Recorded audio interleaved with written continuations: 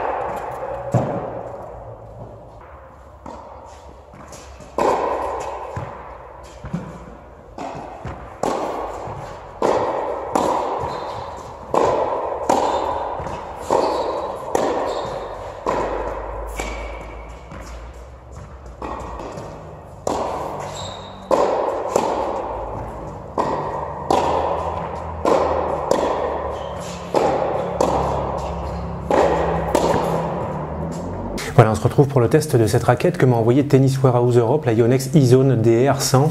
Avant de démarrer, si vous avez des achats de matériel de tennis à faire, je vous invite à aller sur le site Tennis Warehouse Europe avec lequel je suis partenaire en utilisant les liens partenaires que j'ai avec ce site qui s'affichent en cliquant sur le i sur la vidéo, dans la description de la vidéo. Vous pouvez me demander ces liens aussi en commentaire de la vidéo. En utilisant ces liens partenaires, vous m'aiderez à continuer les vidéos que je fais sur YouTube et vous m'aiderez aussi à faire vivre le site www.team-tennis.fr sur lequel il y a beaucoup d'infos sur tout le tennis en général. Allez, c'est parti, on fait le tour des caractéristiques techniques de la raquette et puis je vous dis quelle sensation de jeu j'ai eu. On commence par le poids de la raquette. La raquette elle pèse 300 grammes non cordé, 314 grammes cordé. Là le cordage c'est un cordage hybride, c'est-à-dire qu'on n'a pas le même cordage en longueur et en largeur. En longueur c'est un Yonex Polytour Pro en 1 mm 25 et en largeur je sais pas parce que c'est pas indiqué sur le cordage. Ça peut être un Yonex Polytour Fire en 1 mm 25. Je suis pas tout à fait sûr.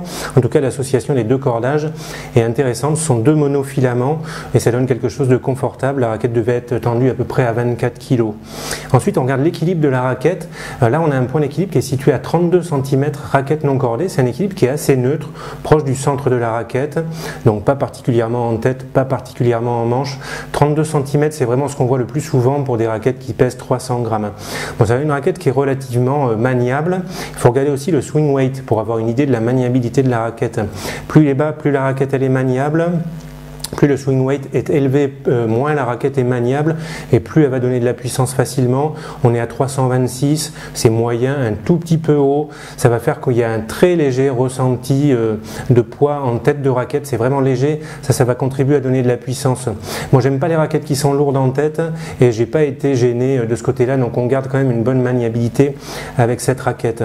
Après la taille du tamis, on est sur du moyen tamis un petit peu grand, 645 cm² avec un plan de cordage 16 par 19 ultra polyvalent. C'est vraiment un plan de cordage qu'on voit très souvent, légèrement ouvert, mais ça permet de faire de tout.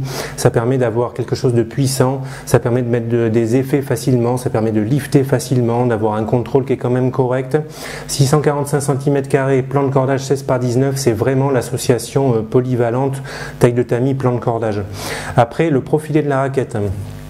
L'épaisseur du cadre, on est sur un profilé variable, 23 mm en tête de raquette, 26 mm à hauteur de la zone de frappe pour avoir de la stabilité à l'impact et ça aide à avoir de la puissance. La raquette elle est assez puissante et là au niveau du cœur de la raquette on descend à 22 mm. À propos du profilé du cœur de la raquette, on a quelque chose d'assez aérodynamique là qui rappelle vaguement le profilé de la Babolat Pure Aéro pour ceux qui connaissent, et donc ce profilé aérodynamique va être intéressant pour ceux qui jouent lifté, notamment pour ceux qui ont des prises un petit peu fermées en coup droit. Après en ce qui concerne la rigidité de la raquette. Là on est sur un indice de rigidité de 69, c'est moyen, un petit peu haut. Plus cette valeur elle est élevée, donc plus ça indique que la raquette elle est rigide, c'est-à-dire qu'elle va donner de la puissance facilement mais qu'on va perdre un petit peu en confort. Là on est sur une valeur qui reste raisonnable pour la rigidité, ce qui fait qu'on va avoir de la puissance mais tout en ayant une raquette qui reste quand même assez confortable.